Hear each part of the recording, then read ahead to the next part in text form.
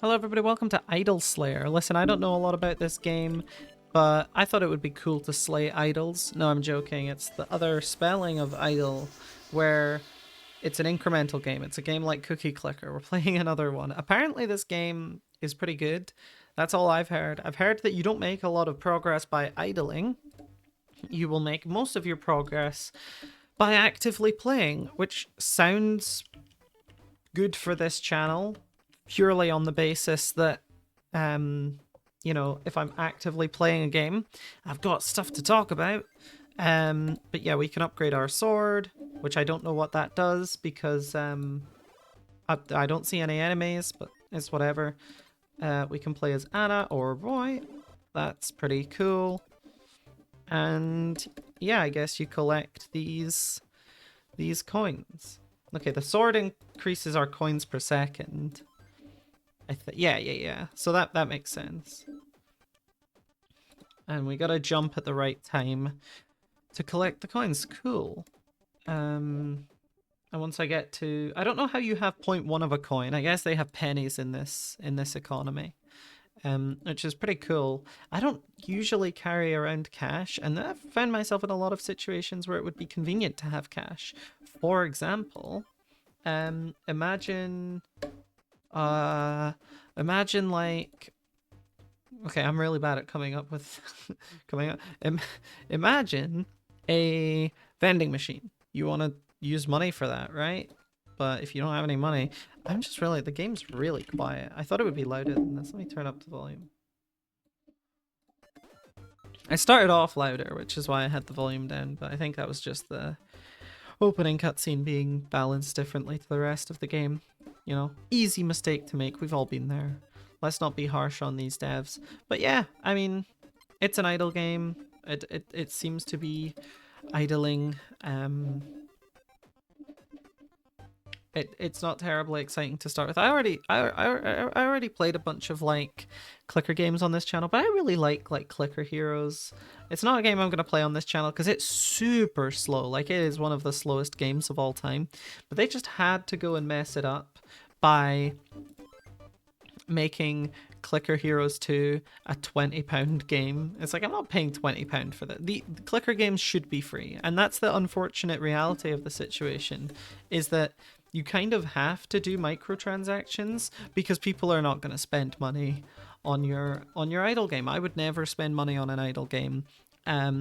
But you could see someone who is really into it doing microtransactions, but I'm not going to buy an idle game. Like, realistically speaking, it's just how I feel about the matter. And it sucks because these are legitimately fun games, but it's a hard sell where it's like, yeah, this game's going to severely negatively impact your productivity. There's not really that much gameplay to it. There's not really a ton of gameplay. It's mostly just numbers going up on a screen, and it's like, you might ask, like, if you feel this way, right, why do you consider that these games are still good?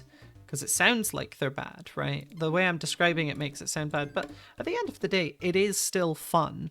I don't know if it's like hacking your brain into like caring about something that doesn't really matter. I guess that is what it is.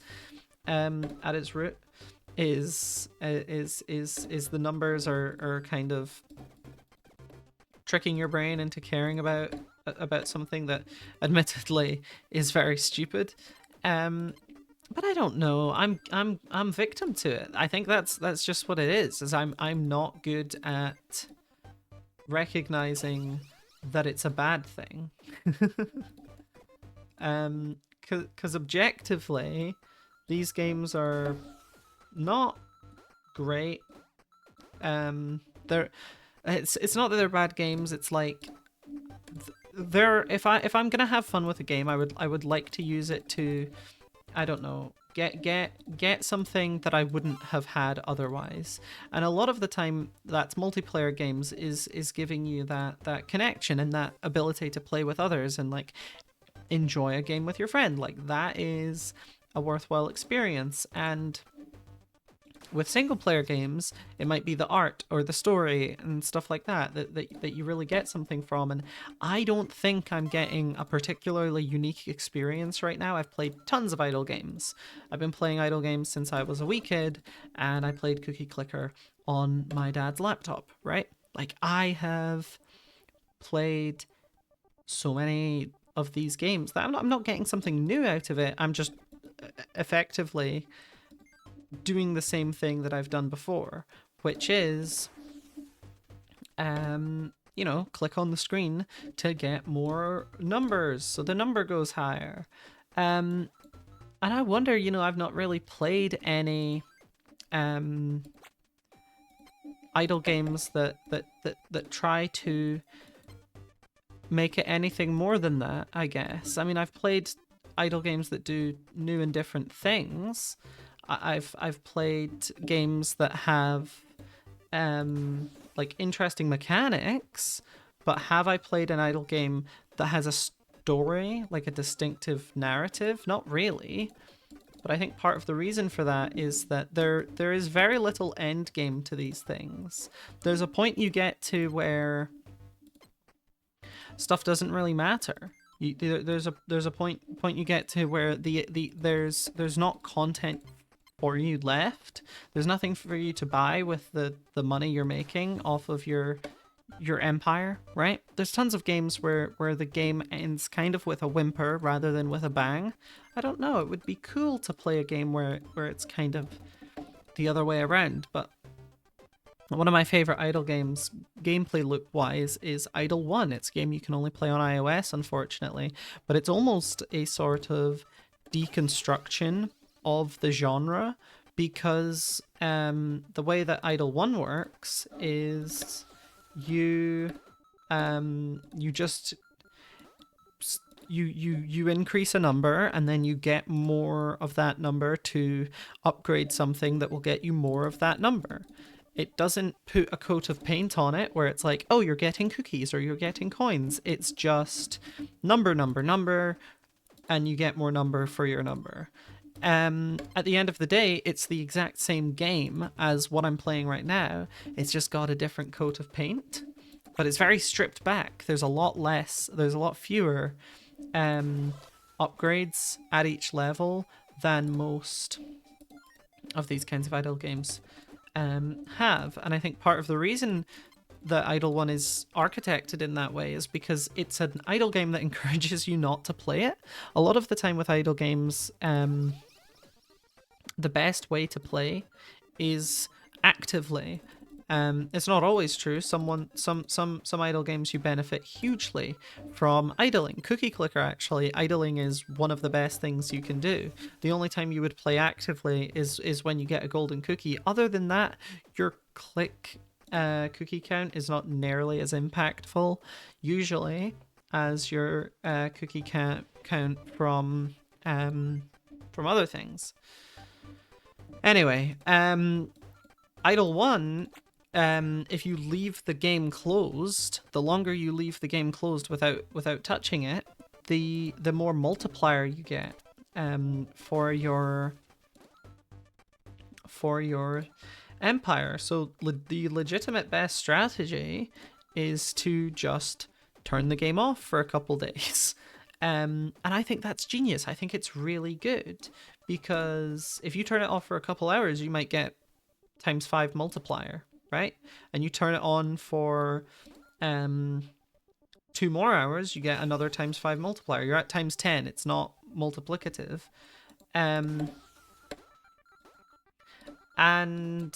But if you turn the game off for 4 to 8 hours, you can get times, I don't know, 400 multiplier, ×500.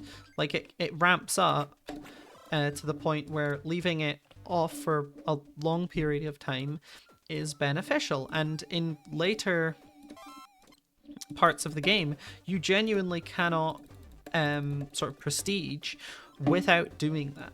Like it is overwhelmingly the best thing to do. Which is why when I devised the speedrun for it, it's all centered around closing and reopening the game, because every time you close and reopen the game, you have a chance of getting the smallest multiplier, If you leave it, you're guaranteed to get that multiplier, but it's faster just to close and reopen, get a small multiplier, and then it really puts you off to the races, I guess. It's a really cool mechanic, and Idle 1 was really fun for a few weeks, and then I was like, this is like, I'm no longer interacting with this game. The more it goes on, the more beneficial it becomes to have those multipliers. And I think it's genius because you get your fun out of the game. It doesn't ask you to put hundreds of hours in. After you've got to a certain point, you can keep playing, but there's no real benefit to. I beat Idle 1. It's an Idle game that has a distinct ending and a way to get there, and I think that's amazing. And the fact that that way to get there involves not clicking is also pretty nice. Idle 1 is the idle game for people who, I guess, in the nicest way possible, it's the idle game for people who actually want to idle, which is weird because idling is just not playing the game. And if a game is designed around you not playing it, then is that good game design? I don't know. I enjoyed it. I don't know if that's, you know, something to look up to and to make further games based on, but I think it's kind of nice to have confidence in the game and say, hey, you don't need to play this. Like, this game is designed to not be played. Whereas, like, so many games want as much time from you as possible, so you put in as much money as possible. The game isn't monetized in that way. There are microtransactions. I don't remember what they do. I think they just accelerate your progress. They're kind of antithetical to the point of the game, but you gotta make your money somehow, right? Like, I'm not extremely concerned with that. It's just, you know, it is what it is. I didn't use it. I'm not gonna spend money on Idle 1. I wouldn't mind, honestly. I wouldn't mind spending money on it just to support the developer, because I think it's a really cool game. Like, I do think it's a really cool game. But yeah, now that I got that upgrade that makes each coin worth 1,000, I'm making bucket loads of progress, which is pretty cool.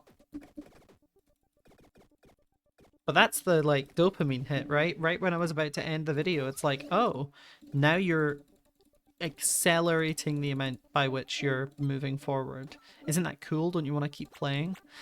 This is how the games get you. This is really how it works, and I'm weak to it. I am. It's fine. You know, it's cool. Oh my god, we can get the one ring. Makes you indestructible until your next turn.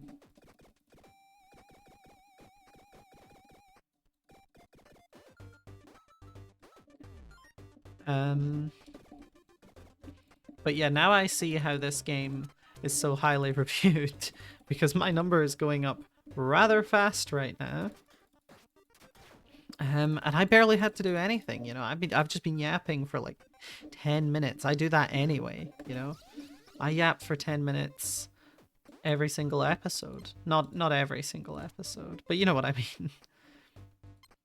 I've been yapping for free when I should have been putting a price on it. 10 million coins, please.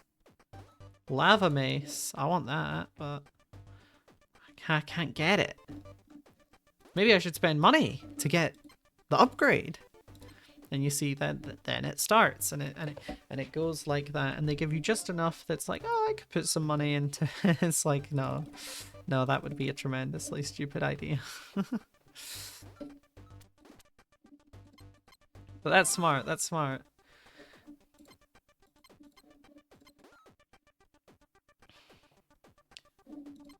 I guess it's a good idea to keep upgrading the boots, because there's an upgrade for the boots that'll double the amount of coinage I get from them, so that's pretty sick.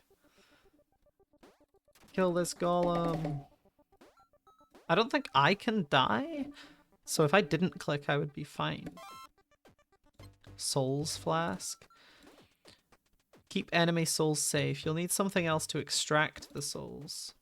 What, like a soul gatherer, perhaps? I can see the other part of the screen. Well... yeah, I can see they're, like, introducing new game mechanics with the upgrades. It's pretty obvious why this is... okay, so if I get a 50, I can get a good sword. Or a black sword. I swear it said good sword. Whatever.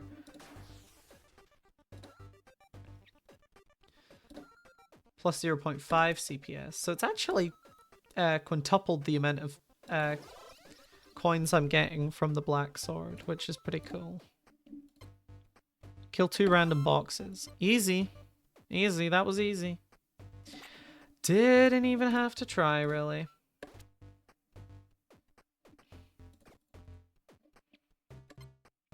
I mean, this is awesome, because I'm going to get the Soul Gatherer soon, and then it's going to be, like, easy mode, you know? Oh no, I jumped over the golem! How am I going to get souls now? Oh, that is really upsetting. I'm well on my way to killing 50 wasps. Killing 125 wasps I'm a bit further away from, but... Alright, let's get the good shield. Good shield is iron shield. Oh, the achievement is good shield. The unlock is iron shield. I see. I see. My bad. My bad.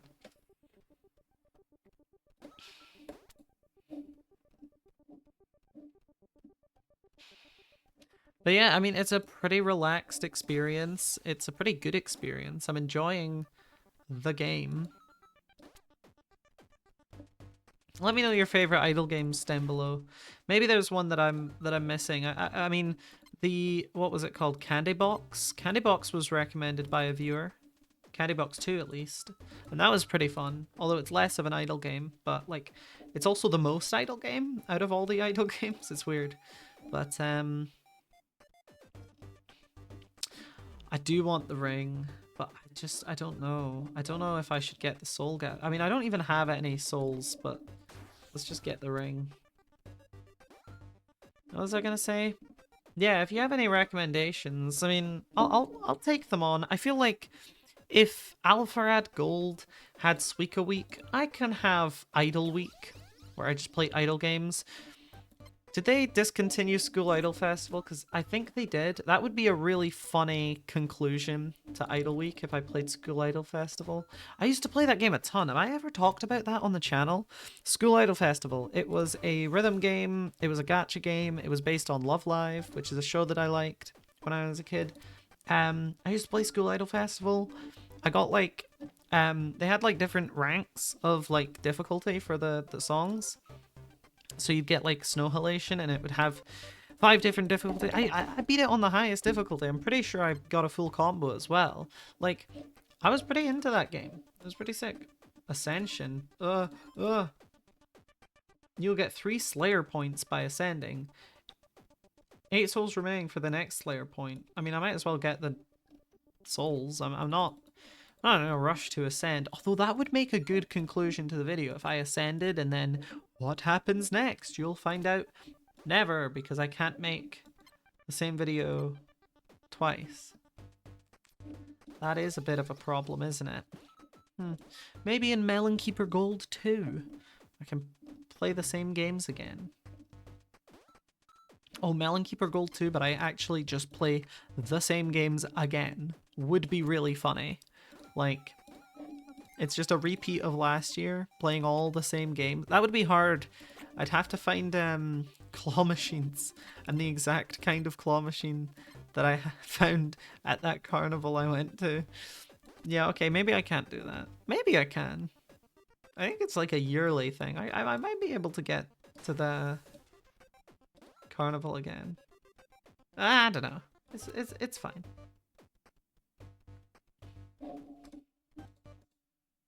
Oh, what the hell? Ascension. Ah, but I'm so close to like getting another Slayer point. Yeah.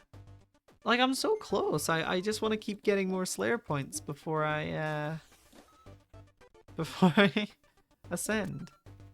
That's the thing, I never know what the best time to do it is, because I always want to ascend as soon as possible, but I know it's usually better to get like a lot of the ascension points first. This is my problem with idle games, is I want to get massive returns all at once, which means I often save up things instead of just doing them as soon as possible. And listen, there's not usually, with most of these games, there's not usually a benefit to having a lot of money all at once. It usually is better to just buy things as soon as you can and then save up for things occasionally if they're going to be particularly important. Okay, well,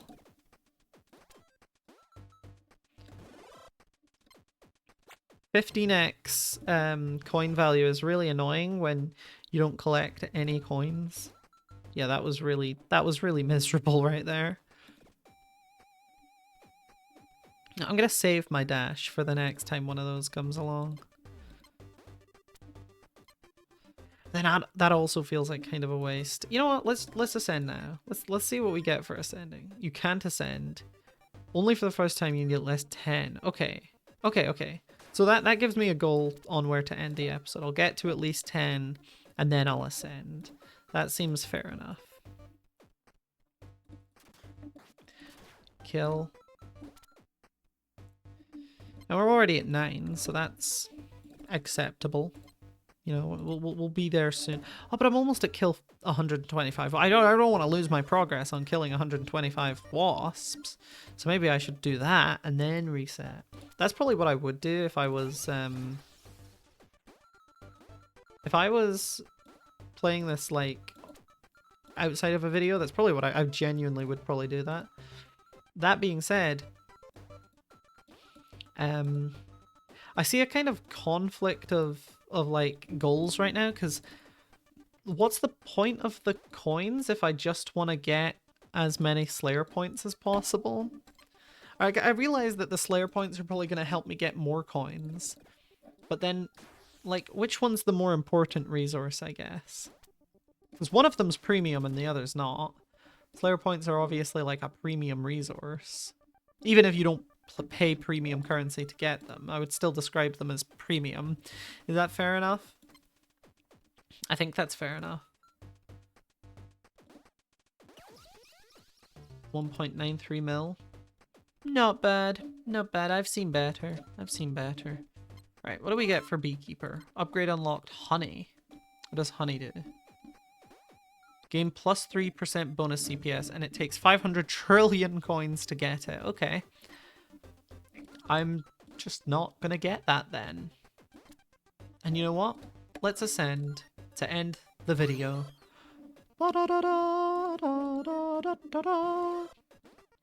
You know what it is?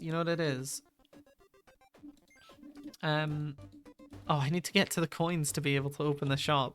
So you get extra coins from having... You get extra coins from having the Slayer points, I think.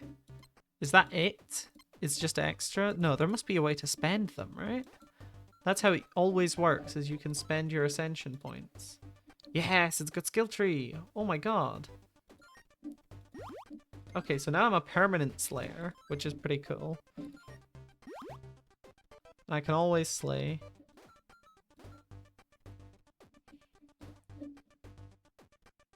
You slay 50% more enemies while the game is closed. Well, I'm not going to close the game, so I should probably end the video.